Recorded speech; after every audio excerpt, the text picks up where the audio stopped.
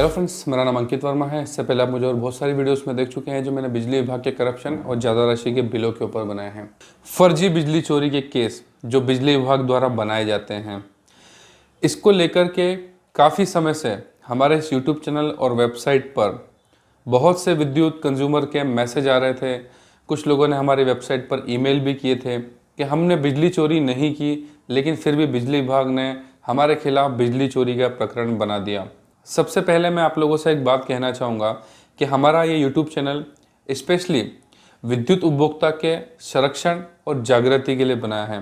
ये चैनल बिजली चोर का समर्थन कभी भी नहीं करता और बिजली चोरी एक दंडनीय अपराध है और इसके लिए सख्त से सख्त कार्रवाई होना चाहिए। हम कभी भी ये नहीं कहते कि हम बिजली चोर के संरक्षण के लिए इस तरह के वीडियोज़ बनाते हैं। हम खुद उसके सख्त खिलाफ हैं और कभी भी कोई बिजली चोर हमसे मदद लेने की कोशिश करता है, हम उसे किसी भी तरह से कोई गाइडेंस नहीं देते हैं, ना इसके ऊपर हम कोई बात करते हैं। हम ये खुद चाहते हैं कि बिजली चोरों को तो सख्त से सख्त सज़ा मिलनी चाहिए ताकि जीवन में वो कभी इस तरह का काम ना कर पाएँ। और ख़ासकर बिजली विभाग जो विद्युत उपभोक्ता का शोषण करती है और सरकार भी इसके ऊपर ध्यान नहीं देती, इसलिए हम हमारे इस यूट्यूब चैनल के ऊपर विद्युत उपभोक्ता की जागृति और उनके संरक्षण के लिए वीडियोस बनाते हैं। बिजली विभाग फर्जी केस बनाने के बाद भी कैसे बच जाता है और उपभोक्ता जिसने कभी बिजली चोरी नहीं भी की हो वो इस तरह के केसेस में फंस जाता है। बहुत सी बार उनको सज़ा भी होती है, पेनल्टी भी लगती है। ऐसा क्यों होता है कि बिजली विभाग बच जाता है? आप इस वीडियो को लास्ट तक जरूर देखिएगा, आपके बहुत से सवालों का जवाब इस वीडियो में मिलने वाले हैं। सब्सक्राइब कीजिए हमारे यूट्यूब चैनल को और बेल आइकन को प्रेस कीजिए हमारे लेटेस्ट वीडियो के नोटिफिकेशन के लिए। देखिए, जब भी किसी उपभोक्ता को बिजली विभाग के अधिकारी किसी फर्जी बिजली चोरी के केस में अगर फंसा देते हैं तो उसमें फिर बिजली विभाग के आप चाहे कितने भी बड़े अधिकारी से मिल लें, बिजली कंपनी के मैनेजिंग डायरेक्टर से मिल लें और बाकी जो राज्य ऊर्जा मंत्री या केंद्रीय ऊर्जा मंत्री होते हैं, वहां तक तो किसी उपभोक्ता की पहुंच भी नहीं होती है कि वो डायरेक्टली उनसे बात कर सकें। और इस तरह के केसेस के लिए अगर आप किसी एडवोकेट से भी बात करते हैं तो आपकी ज़्यादा कोई मदद नहीं होती है। एडवोकेट ज़्यादातर आपकी जमानत करवा देते हैं और कैसे भी करके उसका सेटलमेंट कर देते हैं, जिसमें कि आपको पेनल्टी और राजस्व शुल्क ये दोनों भरने होते हैं। एडवोकेट करने से बस आपको इतनी मदद मिलती है कि थोड़ा बहुत आपका उसमें डिस्काउंट हो जाता है, लेकिन आपको पेनल्टी और राजस्व शुल्क तो उसमें भरना ही होता है। और मैं ऐसा नहीं कहता कि कोई भी एडवोकेट ये काम नहीं करवा सकता। उसमें सबसे बड़ी समस्या ये है कि जो बिजली विभाग का कानून है उसके अंदर उपभोक्ता संरक्षण पर ज़्यादा ध्यान नहीं दिया गया है। और खासकर बिजली चोरी के लिए बिजली विभाग जो दो धाराएं यूज़ करता है, 126 और 135, उसमें से 126 जो होती है वो इनके स्लैब और जो बिलिंग होती है उसको डिसाइड करती है और 135 जो होती है वो चोरी किन आधार पर और किस तरह से की गई है उसको डिफाइन करती है। और ये जो दोनों धाराएं होती हैं इनको क्रिमिनल एक्ट में रखा गया है। इसके अलावा बाकी जैसे कभी आपको कोई बिल ज़्यादा आ गया, बिल में कुछ गड़बड़ी है या सर्विसेज को लेकर के कुछ इश्यूज हैं, तो इस तरह के केसेस जो होते हैं वो कंज्यूमर कोर्ट में चले जाते हैं। इस वजह से ज़्यादातर ऐसा होता है कि उसमें कहीं ना कहीं बिजली विभाग की गलती पकड़ में आ जाती है और वो जो केस होता है वो कंज्यूमर के फेवर में आता है या फिर उसको कुछ ना कुछ रियायत जरूर मिल जाती है। लेकिन बिजली विभाग जो दोनों धाराएं यूज़ करता है 126 और 135, क्योंकि ये क्रिमिनल एक्ट के अंतर्गत आती है, इस वजह से इसको उपभोक्ता फोरम से अलग रखा गया है। मतलब कि 126 और 135 जो धाराएं हैं जो कि बिजली चोरी के लिए होती है, तो ये कभी भी कंज्यूमर कोर्ट में नहीं जाती है। और इस वजह से इस दोनों धारा के अंतर्गत आने वाले जितने भी केस होते हैं वो कोर्ट में ही जाते हैं, वो कंज्यूमर कोर्ट में नहीं जाते हैं, मतलब कि वो न्यायालय में ही जाते हैं। और देखिए, क्रिमिनल एक्ट की धारा होने की वजह से कोर्ट में जब भी केस जाता है तो बिजली विभाग जो कि सरकार का ही विभाग है और कोर्ट में जितने भी जो जज मजिस्ट्रेट होते हैं वो क्रिमिनल एक्ट होने की वजह से उनको भी यही लगता है कि ये बिजली चोर होगा, इसने इस तरह का कुछ काम किया होगा जिस वजह से इसके खिलाफ ये क्रिमिनल एक्ट लगा है, जिस वजह से एडवोकेट भी आपकी ज़्यादा मदद नहीं कर पाते हैं। देखिए, कानून बनते रहते हैं, इनमें समय आने पर बदलाव होता रहता है। बहुत सी बार देखिए ऐसा भी हुआ है कि कुछ लोग जिनको फर्जी बिजली चोरी के केस में फंसा दिया गया वो ज़्यादा कुछ कर नहीं पाते हैं, कि जो बिजली चोर नहीं भी होते हैं वो आखिरकार घुटने टेक देते हैं और जो भी इनकी पेनल्टी और राजस्व शुल्क होता है वो सेटलमेंट करवा करके, मतलब जो भी जितना भी कम हो जाता है वो करके इससे भरते हैं, और वो यही सोचते हैं कि बस हम इससे कैसे भी करके बरी हो जाए। लेकिन कुछ लोग ऐसे होते हैं जो इस चीज़ को बिल्कुल भी नहीं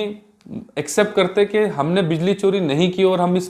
केस में पेनल्टी और राजस्व शुल्क कैसे भर दें और कोर्ट में अपने आप को हम चोर कैसे साबित कर दें। वो लोग ये प्रयास करते हैं कि इस तरह के कानून में बदलाव हो, जिसके लिए बहुत सी बार PIL जो कि पब्लिक इंट्रागेशन लिटिगेशन होती है, उन्हें बहुत से लोग PIL को फाइल करते हैं, सुप्रीम कोर्ट तक अपनी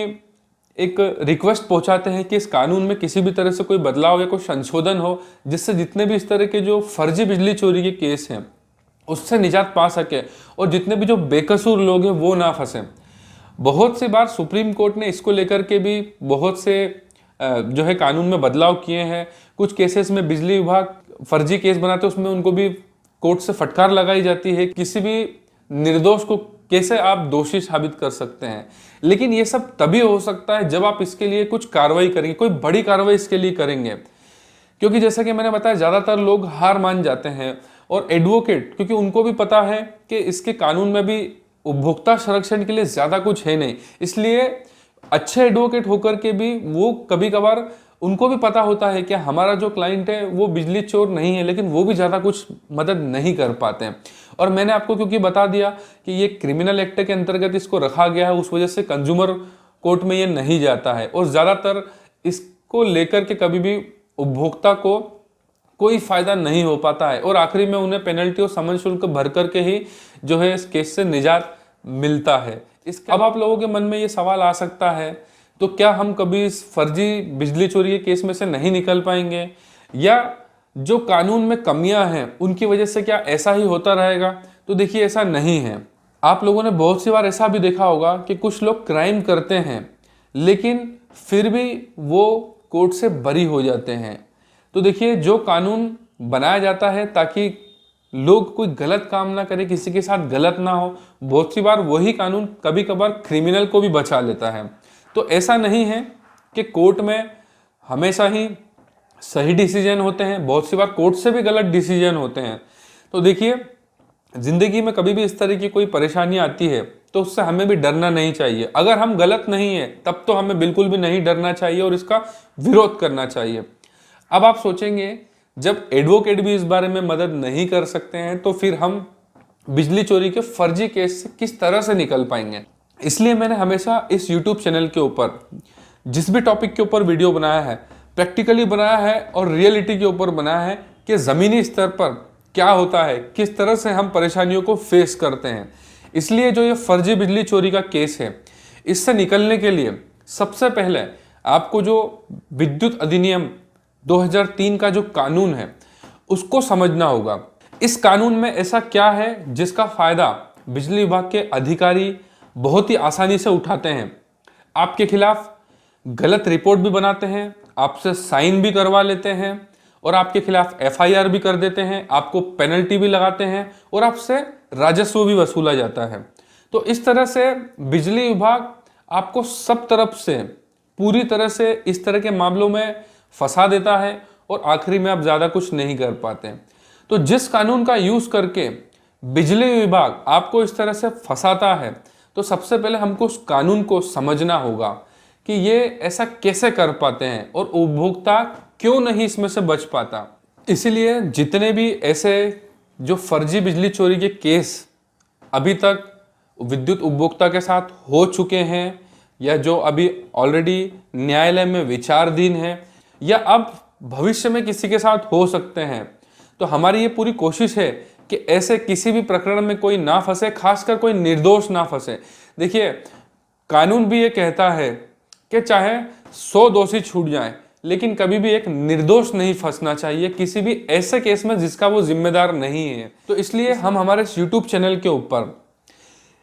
बिजली विभाग का जो चोरी के जितने भी कानून और इनके जो भी रूल्स एंड रेगुलेशंस हैं, सबसे पहले आपको इसके बारे में समझाएंगे। जब भी किसी विद्युत उपभोक्ता के खिलाफ जब बिजली विभाग कोई फर्जी बिजली चोरी का केस बनाता है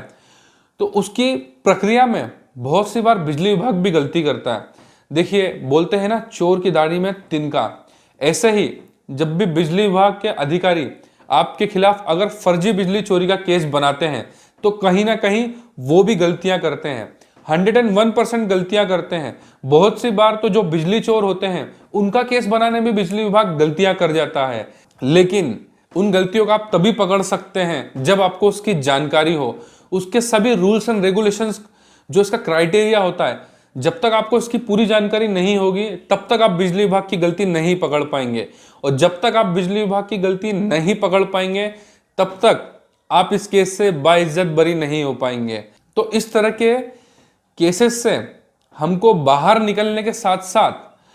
उन बिजली विभाग के भ्रष्ट अधिकारियों को सबक भी सिखाना है और उनके खिलाफ बड़ी कार्रवाई भी करना है। तो इसलिए इस पूरे प्रोसीजर को और जितने भी बिजली चोरी के जो फर्जी केस होते हैं उसको लेकर के जितने भी कानून, जितने भी रूल्स एंड रेगुलेशन और जो क्राइटेरिया होता है इसको पूरा, जिससे ये आपके खिलाफ केस बनाते हैं, इसको हम आपको स्टेप बाय स्टेप समझाएंगे ताकि बिना किसी एडवोकेट के आप इस केस से निकल सकें। या जितने भी ऐसे एडवोकेट हैं